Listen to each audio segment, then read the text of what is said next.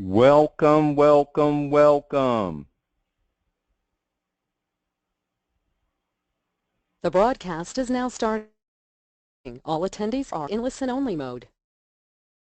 Welcome, welcome, welcome. This is Ronnie B, and you're here for the Prosperous Divas. Looking good kills prosperity. Wow, wow. First off, before I'm just totally excited about this workshop, the session tonight. As you know, our usual seminars last about 2.5 hours, and this will be a 1 hour session.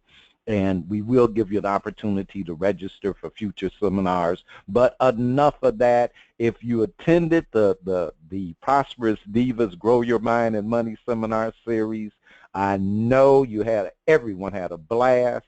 That was a powerful series. People are creating covenants so that they can have prosperity manifest and putting their spirit and divinity into the picture. They're also taking the time to truly look at what's behind certain actions, how they're listening, how that can be impacting and stopping what they're trying to create for themselves. And just an awesome series. We wrapped that up a week ago. Just want to say thank you, Goddess Brenda, Diva Nakia, Diva Nikki, Diva Shani, Quiet Storm, Diva Storm, just awesome work. But we're going to get on with tonight's workshop. And tonight's workshop is Looking Good Kills Prosperity. Wow. Looking good kills prosperity. Now, you see the two lovely ladies and you know, attractive ladies, killers. Now, we're going to have a little inquiry. And as part of what we do, we throw out a question and we just kind of look at it, and we want you to look at the question and see what you see within the question for yourself. And part of the inquiry is, who wants to look bad? Now, who wants to look bad? Now, last I looked, if you had two lines, you had a line for looking very good and looking very bad, you'd have a little bitty people in that looking a little bad line and a long line of looking good. Shouldn't we always want to look our best? Shouldn't we? Now, many of you have heard the old joke, and if you haven't, old joke long time ago, your mother wants you to wear underwear. Make sure you have some clean underwear on, because if there's an accident, and the joke kind of goes, well, if there's an accident, the underwear is the last thing that's probably going to be clean. But don't you always want to look your best, put your best foot forward, your presentation? Now, as we said, this is an inquiry. What if looking good has more to do with our actions, opinions of ourselves, and behaviors than physical appearance? What if looking good has more to do with our actions, opinions of ourselves, and behaviors than physical appearance? What if looking good is telling us what to do and what to not do as an entrepreneur, investor, creator, or prosperity thinker? Yeah, what if looking good is running the show? Now, like I said, we're inquiring, we're looking at that. Is looking good impacting my decisions? Am I concerned about how I'll look, how I'll come across, but suddenly to the point where it's impacted? Well, there are some hidden costs when it comes to looking good, okay?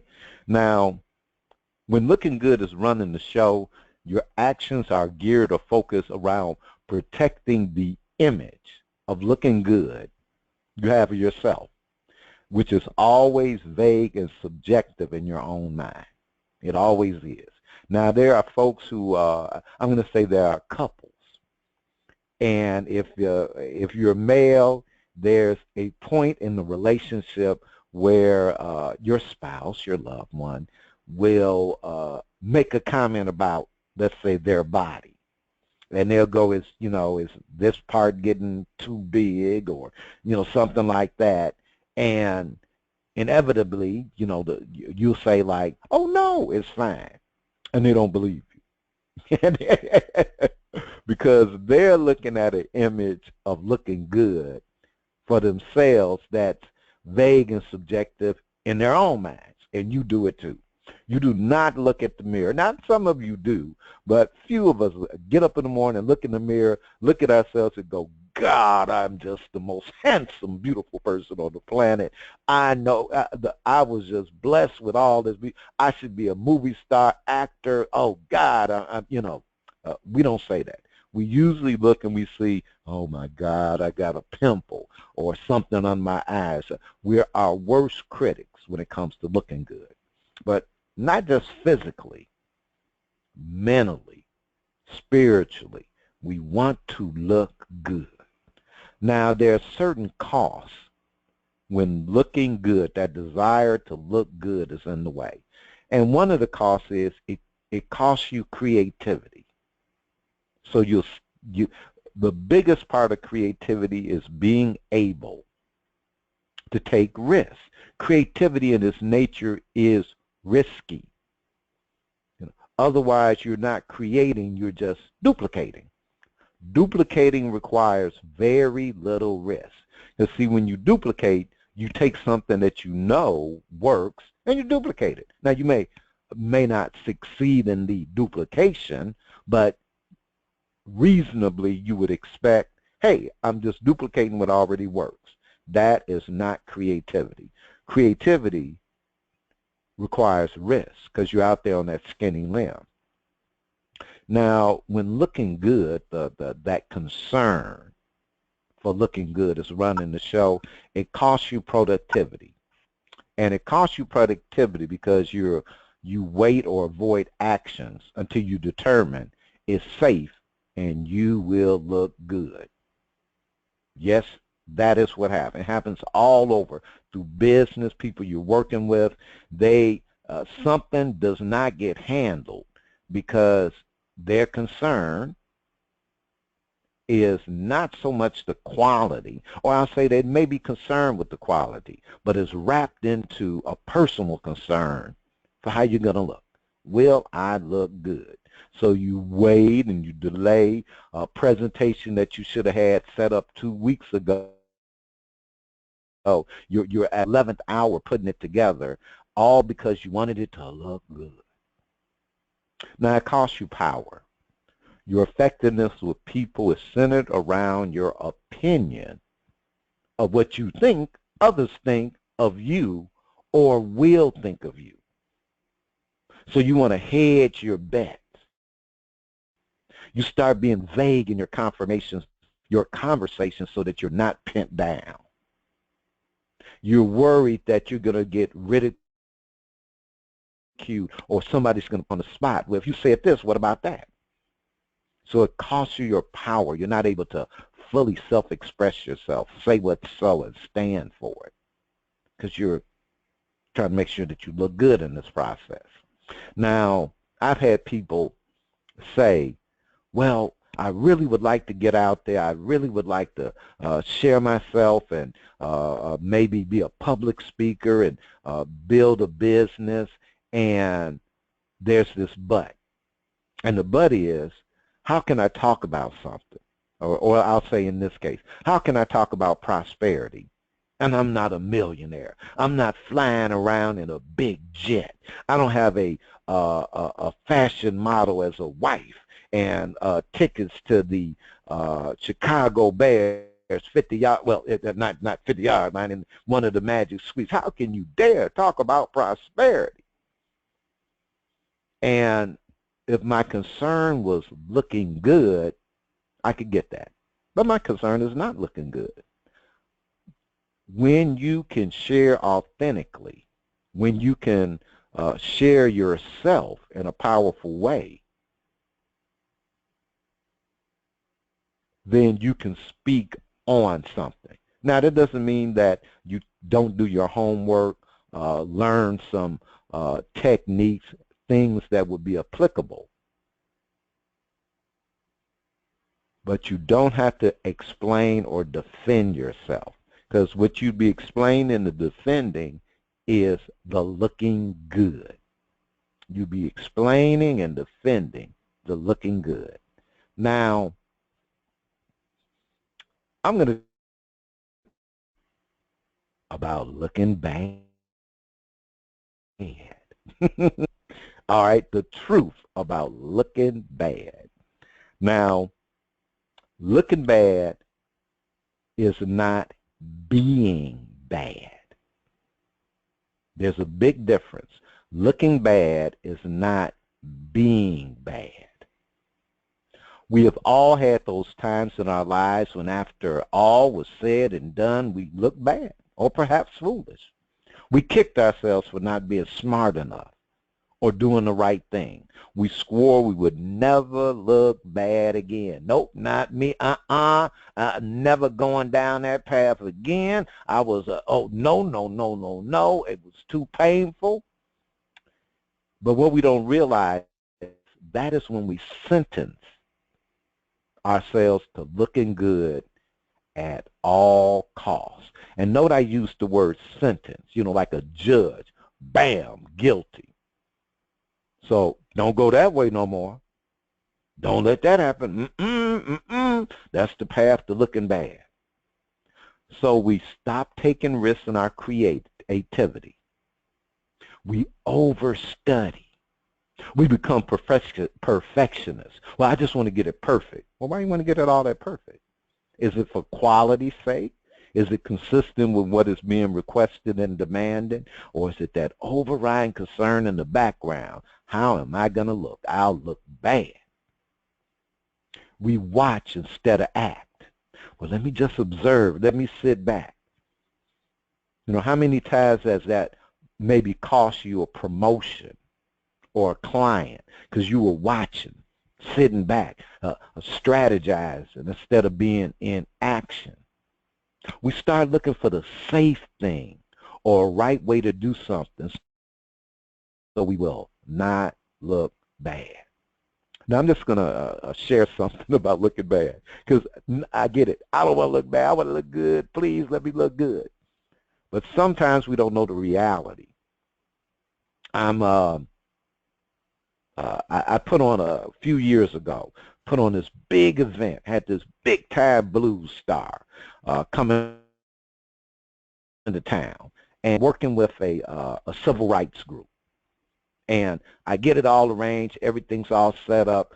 The main thing is ticket sales. Got to have ticket sales. We got to have butts in the seat. And I'm like working with this group, and I'm like, okay, now look, now you out there contacting your membership. As the membership, this is a big event, especially for this area. And I got this big time blues stars coming to town. It's like big news for this area, country area. But this is big news for like several counties that this guy's going to show up, and I got that set up. Okay. Now we get to the day of the event. There. I go to the. Okay. Well, look, how many tickets did you sell? Let me get that money because I got to pay these people. They hadn't sold any. They hadn't sold any. Now I'm telling you, I'm almost in tears. Please do not tell me that y'all have not been selling any tickets. And it turns out that they barely even shared with anyone the event. Now, I could look and say, wow, if I had known all of that, I would have canceled, or I would have taken some other actions to generate sales, but that's not what happened. And I had to face, this big time blues star with I don't know if we're going to make the money to pay you and your band that has traveled across state to perform. That was probably, I mean, literally, I'm shaking having to tell him that. And he's like, look, you got to get us our money. That's the bottom line. Now, fortunately, I have loving, caring parents, and they went ahead, advanced me $10,000 so that the band could be paid, this entertainer could be paid, and it was just horrid. The event was great, people loved it, but it was horrid, and I couldn't have looked any badder. Couldn't have looked any badder. I felt like a failure to myself, my parents, people I was involved with, and it was just a low moment. Well, I'm just going to fast forward. 2 years have gone by, and I'm at an event in that area, and I hear someone say, "That's Ronnie B. You know what? No one in this community has ever done what he did. He brought, this famous star here to help the civil rights group, and you don't know how many people are just proud of him." Now I'm overhearing them say that. Because in my world, I was pretty low. But hearing that, I was like, wow. You never know. You think you're looking bad, and other people are looking up. They're looking up because we do not realize the difference that we're... See, I didn't realize the difference I was making because my ego, my looking good was all fractured. My looking good was thrown out the window. So I wasn't present to the difference that was being made, but it was made. Now, another thing, just something a little more in the line of business world. Okay, just another something to share. A few years ago, a business partner of mine, we had an opportunity, and we looked at, okay, who could we sell this product service to? And we're like, okay, these are the different features, and what we came up with was cab drivers, taxi drivers. Wow, this is something that would be perfect to focus in on. This was before micro-targeting and all that stuff. We were, hang out with the Prosperous Divas. You are ahead of the curve. So we said, okay, well, look, I tell you what, taxi drivers, and what we're going to do is print a bunch of flyers and go to the airport, because at this time I was in Chicago, and the airport got hundreds of what? Taxi drivers.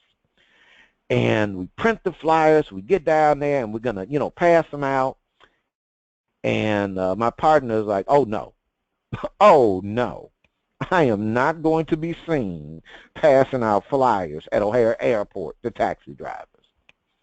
And it was like, well, what's that about? We tried to make some money, build some clients. Here are the people. We don't, we didn't have some fancy, pretty way or needed that. And what was confronting my partner at the time was how they would look, what it would look like, who might see them, and what would they think. And all we were in reality doing was passing out flyers to the very potential customers that we needed to pass the flyers out to.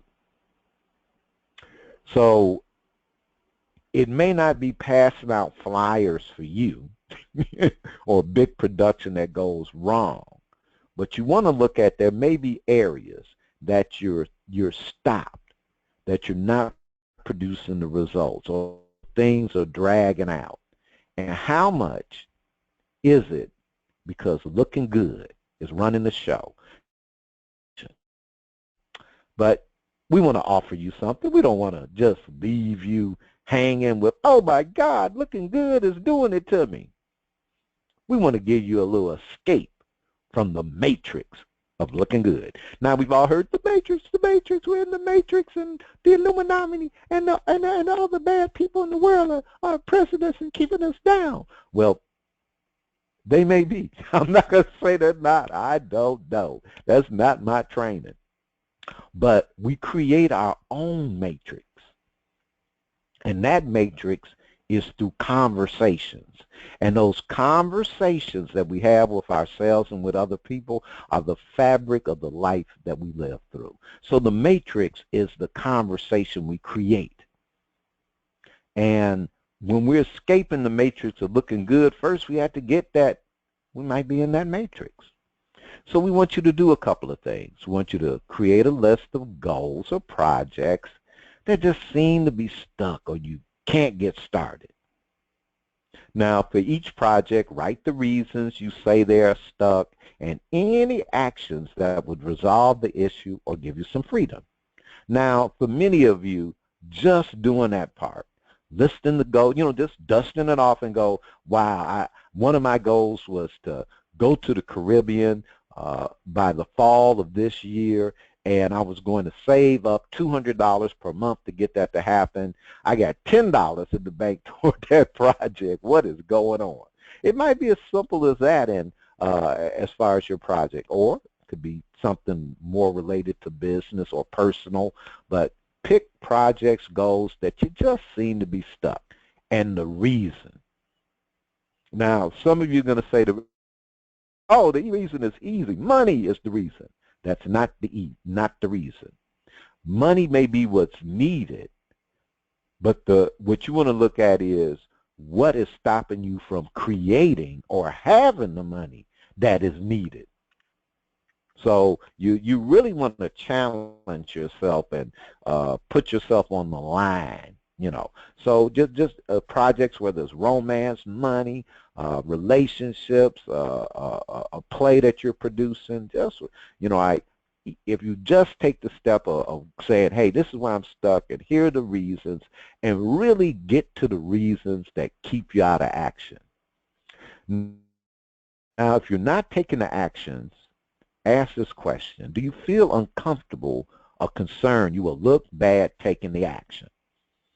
Okay, will you look bad taking the action? I had a good friend of mine, good friend of mine, open up a business, and he hired a group of his relatives. Okay, now he opened up this was back in the time when you had the mom and pop video store. He opened him a really beautiful video store. Really, really beautiful. And he opened it up in a community that were like, yay, thank you, And so he had a good community support, and he hired, he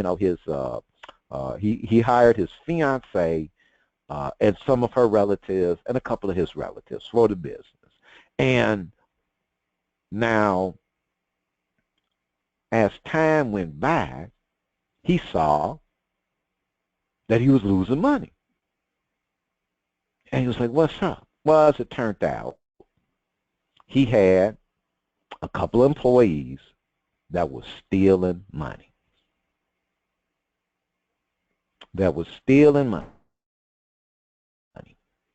And he wouldn't fire them because he was concerned with how that with his other family members, because we all family. Now, he was more concerned with how that would look than this is what I need to do for my business. Now, easy to say, oh, man, well, blah, blah, blah, they were doing this and that. No. Oftentimes, it doesn't. You may be in big. You may need to fire a loved one, a relative. But how would that look? It'd be uncomfortable. You might not look good to them. Now, I've had relatives work for me that I've had to let go. Had to say, you know what, this is not working. Now, I love you, we're still family, but this is not working. And I felt bad.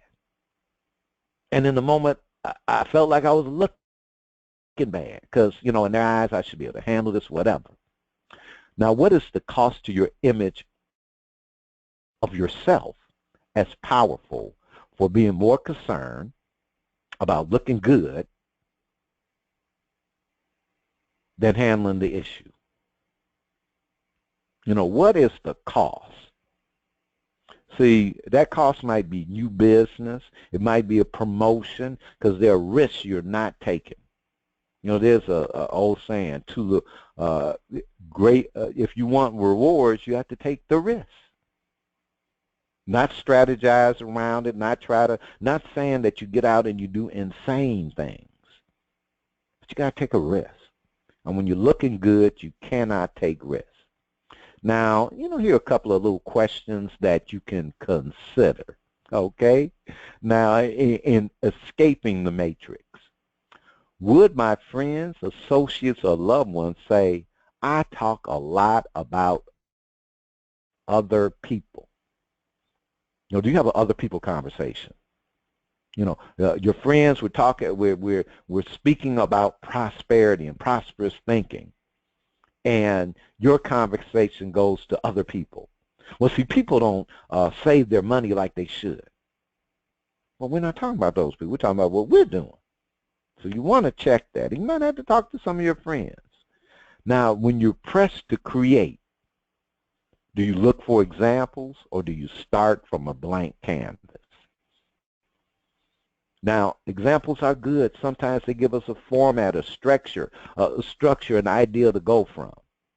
But if we're really looking for the example to be the solution to what we're creating, you might want to look at that. And you may want to say, what would be the challenge if you started from scratch, a blank canvas? I've never seen anything unique created from a previous example. Now, if I try something different, am I concerned my coworkers or business associates will disapprove? Wow. Now, for many of you, that's a big one. I work with several financial advisors, and they get invited to create content for the financial advisors magazines and publications. And invariably, it sounds like the same material 1,000 other financial advisors have put together. And because they were taking no risk. Got to say this, got to say it that way. They looked at all the examples. So it just looks the same. But their friends and coworkers go, yeah, that's it. And it's, now maybe you're looking good as having you focus on writing for people that are not your customers. Yeah. So maybe you're creating, but you're creating out of looking good. So you're not creating content that would attract new customers because you're speaking to them, but to get agreement from your coworkers, your business associates, and to make sure that they say it's good, which would have you look good, but it may not have you have any new clients. There's in Texas, there was this lawyer, and he's the hammer. Now, if the hammer is, I hammer and I do, you want the hammer on your side. Now, the hammer might be a lousy lawyer, but boy, he speaks to people, because when you're hurt or injured and they won't give you the relief that you want, you don't want the lawyer speaking lawyer speak. You want the one saying, I'm going to get him, I'm the hammer, and get you what you deserve. You want that. And as a lawyer, I get that he was like, well, I'm a lawyer, I'm a professional, I'm doing these corny commercials. But how will I look? But what he got was, he was creating how I'd look. He looks like a powerful lawyer, the hammer that's going to do it. Corny commercials or not. Looking good. So again, we're going to have a little bit of a break to give you, we had a lot of material. I talked a lot. I want you to kind of sit back and think about some of the things that we went over. And looking good. Now in our next segment, okay, we're going to talk about AIFs, the ability to influence factors, okay? And you're really going to enjoy this. We're going to take a little 5-minute break. We're going to hear a little music, and we're going to hear a prosperity thought. And I do want to say, again, the Prosperous Divas. I know I'm a male, but a diva crosses all lines. We got them in football, got them in art, science. There are divas everywhere, and we like our Prosperous Divas. Okay, the time is now 7:30 my time. We will take a break, We will resume in 5 minutes. Enjoy the sessions uh, and the next session, AIS. The time is 7:30. We will resume at 7:35.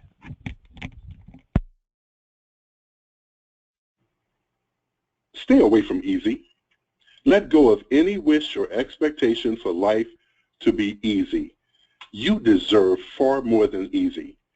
You see, easy bores you. It does not fulfill you. Easy wastes your time. It erodes your strength and your skills. Sure, by all means, employ technology and other tools to make your efforts more effective. But don't expect even the most powerful tools and systems to create original value without your continuing input. Nothing of value comes from easy. Keep in mind that value is a measure of the difficulty necessary to create it. Physical, social, financial comfort can all be empowering as long as they don't make you complacent.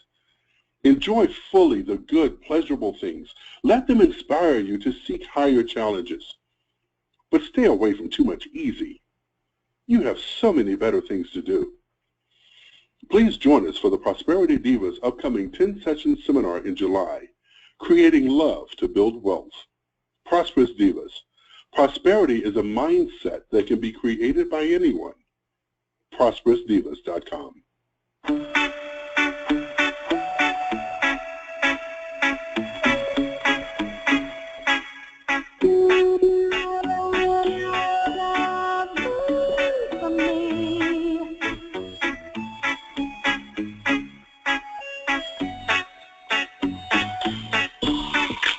Sorry if I never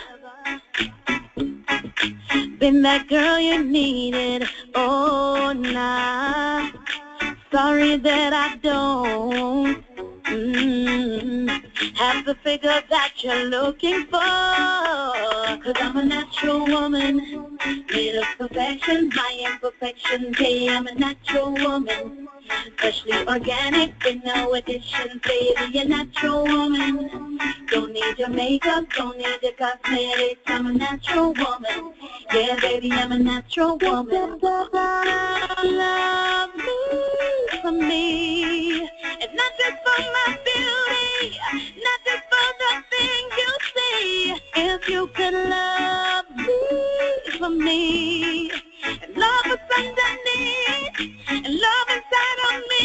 Love me just the way I am, just the way I am. Love me just the way I am, just the way I am. Love me just the way I am, just the way I am. Love me just the way I am.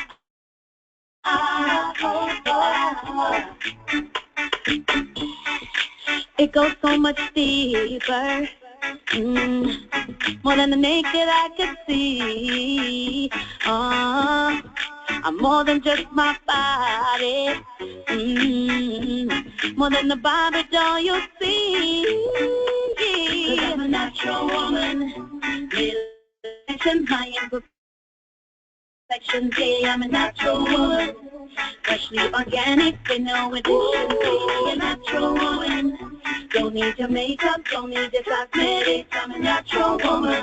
Yeah, baby, I'm a natural woman.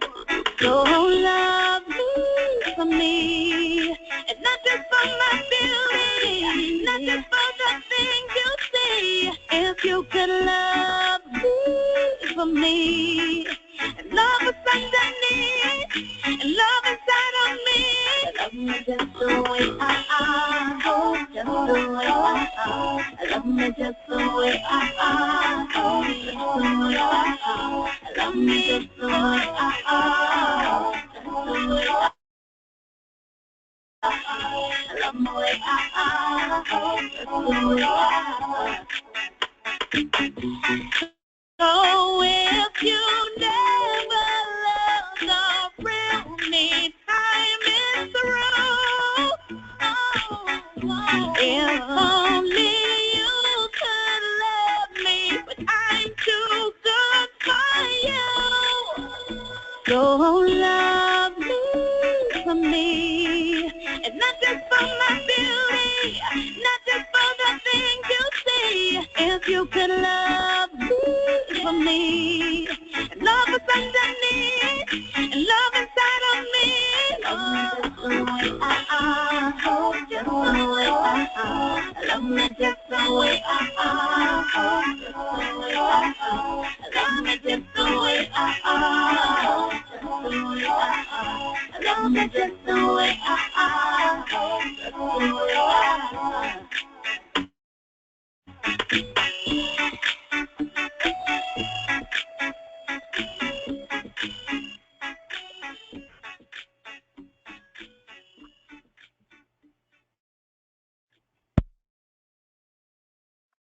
Welcome back. Welcome back. I hope you enjoyed that view back.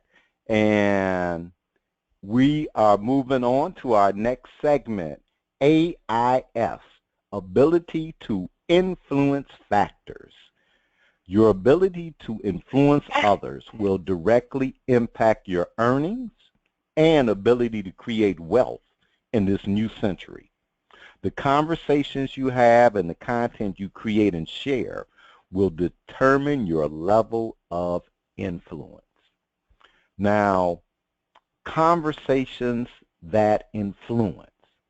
Now, there's certain conversations that actually influence people, that actually make a difference.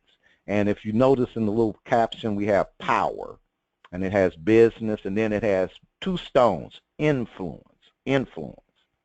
Now, conversations that influence share something about you or what you are doing in a way that leaves people moved, touched, and inspired by what is possible.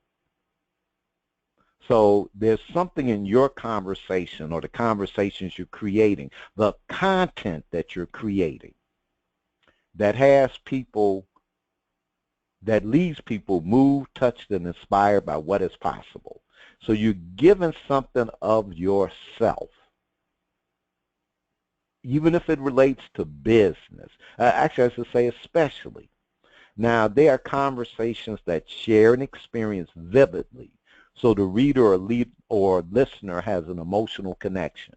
Earlier, I shared about the big, huge breakdown, with the event. And I gave you the moment, the experience. I didn't just, quote, talk about it. This is what happened. The money wasn't there. They didn't make the sales. I'm darn near in tears because they're demanding their money. That's there. And then fast forward. Wow. The whole community, it made a difference. Didn't even know that. Now, their conversation experience vividly, so the reader or listener has an emotional connection. They are authentic. You might look bad. That's right, you might look bad. And they are authentic. They are on the court, distinct from the sea of opinions. And when we say on the court, I'm going to use a sports analogy. You're at a basketball game, and so you're in the stands, and there are players on the court playing. Now, in the stands, we're saying, shoot the ball. In the stands, we're describing what they should or shouldn't be doing or how it's going. Bad shot. Oh, man, they're getting ripped. We're giving our opinion of it. Now, that's a different conversation than the players are having on the court. On the court, they're saying, shoot, pass, here. Things that you can make, things that the players can have an action for. Now, many of us have started to collapse our opinions with on the court. So we think that if we give our opinion, we actually are like sharing something, or we're giving someone an insight, when the reality is it's an opinion. Now, there are conversations for something as opposed to talking about something. And usually conversations for something include requests for actions. Their demand. They're not just simply pointing out an issue. You know, many of us have friends who could go on forever talking about the ills and problems of the world. But if you press them for solutions, they have none. Or that's something that they don't want to discuss. Part of that, go back to look at that conversation about looking good. See, most of us, we have this world of opinions so that we can look good. Because in the world of taking actions, having conversations for something, see, that involves risk. You may not look good. When I created the event with the civil rights group, it was designed to make a difference for education and bring opportunities that hadn't been shared in this community. And there were opportunities for this century, and how in their area, in their part of the country, that one of their biggest resources is people, and people are leaving because they got to get jobs. And here are all these opportunities, and that because of technology, where people can live the lifestyle they choose. So I'm working with this group, and I'm having conversations for, well, let's have a big-time blues star at the event. Yes, let's create the event so that the ticket sales will be able to bring in different types of colleges and recruiters to this area that can share opportunities that their students didn't know existed. Conversations for. Now, what happens is when you start having conversations that influence something, I'm just going to say that the universe has a way of having people seek you out because you're influencing. You're influencing them, others. And, you know, I'm just going to share this, and it's, and we'll see if you make the connection. Now, sometimes you have unintended influence. But again, if you're influencing people, if you're sharing your experiences, if you're having conversations for, your environment shapes itself for that. And you get things happen. It was a Saturday morning. I'm outside. I had rented this home, and we had a night, and I had got into I'm a flowers guy. I like little gardens and flowers and beauty and nature, all of that. That's my thing. I like that kind of stuff. So it's Saturday morning, and I'm like, okay, I'm out working in the yard and with the flowers, and the sun it's just beautiful, and me and the universe and God are one, and I'm like, oh God, this is it. This I'm there. I'm in the spot. And I noticed walking down the street, there's this young white kid. Okay, now I noticed that because I happen to be black, and I notice, you know, people what they are, and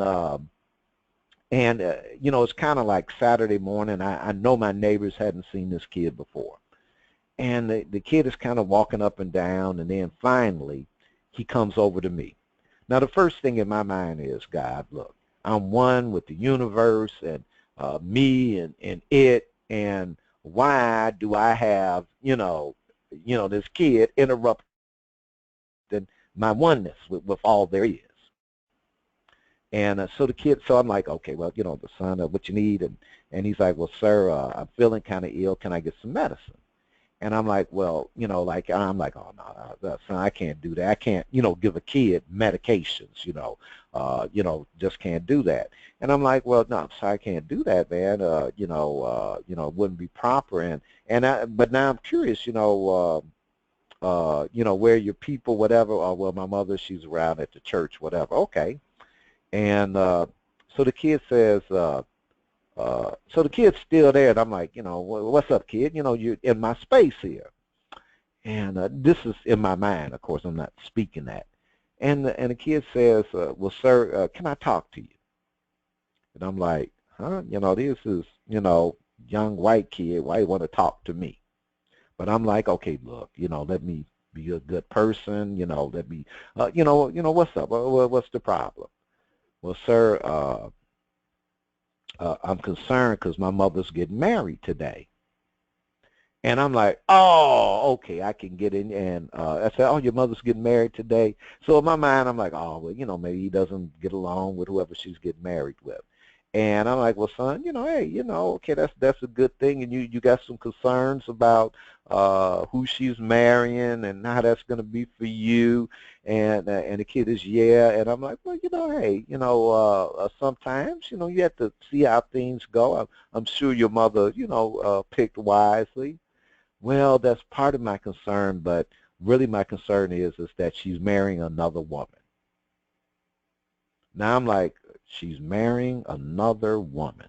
So now my oneness with the universe has kind of like, whoa. Because here I am with this kid. He's concerned because his mother is marrying another woman. Now, at the time, just to kind of give you some context, I happen to have lived around the corner from one of the largest churches in Houston that caters to the gay and lesbian community. Now, I will let you know I am not gay or lesbian, but I do love community. And the church, good people, church is fine. But, so I'm like, wow, okay, wow, so I could get it. I'm like, oh, wow, so you're concerned, remember our conversation, with how that's going to look for you. And he's like, well, yeah, me and my sister, and, I want us to be okay. And, I really, I really want us to be okay and everything. And in that moment, I stopped being concerned about me and actually got concerned about him. And I was like, wow, so what you're concerned, so you're concerned that you and your sister, y'all are going to be the kids in school whose mother woman. And you're concerned about how it's going to be for you and how it's going to be for her, your sister, your younger sister. And he was, yes, sir, and especially my sister, she's young and, how she might get picked on and stuff like that. And I'm like, wow. And I said, well, son, I can get your concerns and I said, look, let me just tell you the truth. Here's the truth. You are the kids whose mother married another woman. And that's the truth. Now, and there will be people who will say something. And that's the truth. And you're concerned and you're scared and you're worried about that with good reason. With good reason. And that's the truth. There may be something that you are not getting. Now, your mother knows in her heart of hearts that that's how it's going to be for you, your sister. She knows that. But she has to do the thing in her heart of heart that's right for her. And she knows that as whatever the challenge is, that y'all will deal with that. And she has to do what's right for her. But I said the thing you may not get is that maybe your mother needs you. And he looks at me, he goes, my mother may need me? Hey, she knows that you're going to be the children whose mother married another woman and how the world is and the opinion and all of that. And she's scared because she loves you and she loves this person. And he goes, and his whole face brightened up and he goes, my mother may need me? Yeah. Well, don't you think with what she's going through and all the, with the what's going to happen with my kids? Yeah. Wow, I never thought about that. And I'm like, son, yep, believe me, your mother needs you. And he says, well, thank you, sir, thank you. And, he walks off. So I go back to my garden and being one with the world and the Lord and the divine. And, and I got in that moment that there's a responsibility when you are someone who influences. And the responsibility is it requires your generosity. It requires your generosity. And it requires your courage to have the generosity and courage to say what's authentic and share powerfully. So we have, as we said, these are our little short 1-hour workshops. And if you were in the last seminar series, you know that usually we're like 2.5 hours, so we can go into deep detail. But we wanted to be able to give folks a flavor of the type of conversations that we have in our seminar series. And we do get in-depth, and there are, as we say, pragmatic, possible, practical lessons that are always included in our seminar series. Now, again, in the workshops, we want to give you a flavor, give you an idea of how our conversations go, and and then the and inquiries go. And we always leave you at the end of any session with work to do that you can actually put to practice immediately in the court, not complicated. We do not give complicated assignments because we know that you are already complicated enough. We give you simple assignments that you will make complicated, possibly. But we do not, they're not in and of themselves, but they challenge you. One of our assignments, people for 7 days had to give away $2. Now, that's no issue. Oh, man, I can give away $2, the person, the homeless person on the street, the person in need. But no, you had to get that $2 away to someone who did not appear that they need any money. And the wealthier they look, the more you're supposed to give them the $2. Now, why would you do that? Well, we don't explain it. We say, go do the work. Karate Kid, wax on, wax off. If you haven't seen that movie, see the original with Mr. Miyagi. See the original with Danielson. Wax on, wax off. And we say, do the work and then tell us if it made a difference. Because we guarantee that if you do the work, it will make a difference. Now, I have a little more time, so I do want to touch on a couple of other areas about the ability to influence and the influence factors. As we said, that there are conversations where you share an experience vividly, so the reader or listener has an emotional connection. Now, if you're creating website content, videos, audios, you want to incorporate that. Not enough to just entertain. Not enough. Not enough. Not going forward. And if you're a prosperity thinker, if you're in the financial arena and you're trying to build clientele, you want to start having conversations where you share your experience vividly, the good, the bad. So that might require a lot of letting go of the looking good, because you might actually talk about bad deals. Yeah, I made some bad deals.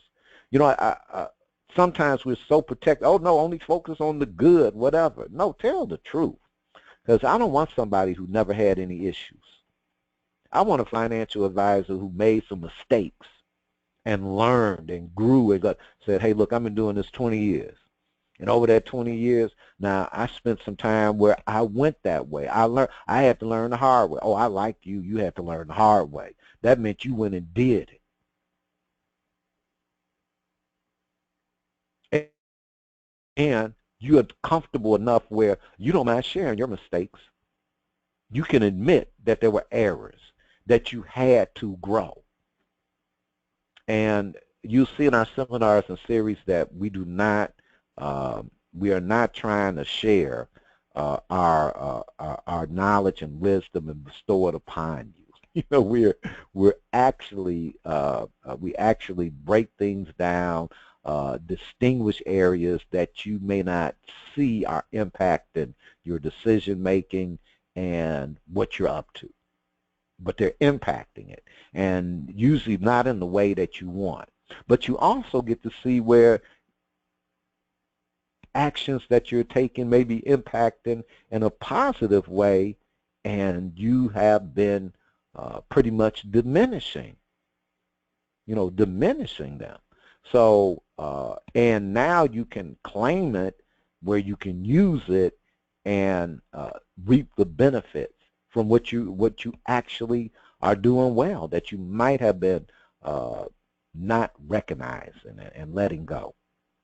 Now, again, influence. Your conversations, they're authentic. You might look bad. You might look bad, and they're authentic. And when they're authentic, people can relate. And when people can relate, they listen to you. And when they listen to you, you can make a difference. You can influence. When your conversations, kind of conversations that are on board, you become listened as someone, as a person of action who gets things done. Now, people may agree, disagree with you. People may wait for proof, but they will respect you because you're offering something that's an action that's on the court. They're conversations for something, as opposed to just talking a subject to death, talking the issue to death, beating that issue up. And we have a term, we look at issues that you beat up, that you beat to death, called persistent complaints. And usually they're persistent because you don't want to take the responsibility for taking the actions that are needed to resolve that issue. Now, we're about to wrap up. We have like 1 or 2 minutes left to go. And before I go, again, I have to acknowledge that the Prosperous Divas, Diva Nikki, Diva Nakia, Diva Shani, Goddess Brenda, Diva Storm, for all the work they do behind the scenes to get these productions going. And we're looking at our, let's see, now Thursday, July 14th, we have will be our next workshop, our next 1-hour workshop, and it's focusing on creating inevitable results. Now, you want to look at that term, inevitable. So we're going to have a discussion and some practices that you'll be able to use so that you can create inevitable results. Now, inevitable means that it's inevitable. It is, some things in life are inevitable. And as a matter of fact, there are a lot of things that are inevitable. Like, it is inevitable as a result that if you put the right ingredients in to bake a cake, follow the directions, and put it in the oven, it's going to work. Now, there could be, a storm could happen, power could go out, but that kind of inevitability that, you know what, this recipe, you get that result. Now, we're not talking about duplicatable, but we're going to actually give you a technology where you'll be able to plan and build steps that each step is like a domino, but we're going to build it from the future, which is what makes it inevitable. Now, again, the next seminar is Thursday. The next session, the next free session is completely free. Invite people, have them on, let them get a flavor of it, and share the recordings, all free. We want you to be in the world of the Prosperous Divas.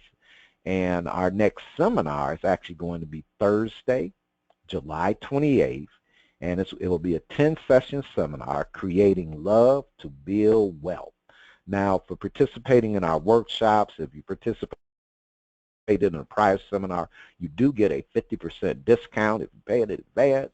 We want to make this easy and practical for people. It will be online, and the little red flags are going up, so my time is over. I do thank you for participating, and give yourself a hand, give yourself a pat on the back for being in this conversation. And remember, Prosperous Divas, prosperity is a mindset that can be created by anyone. Peace and prosperity to you. Have a good evening.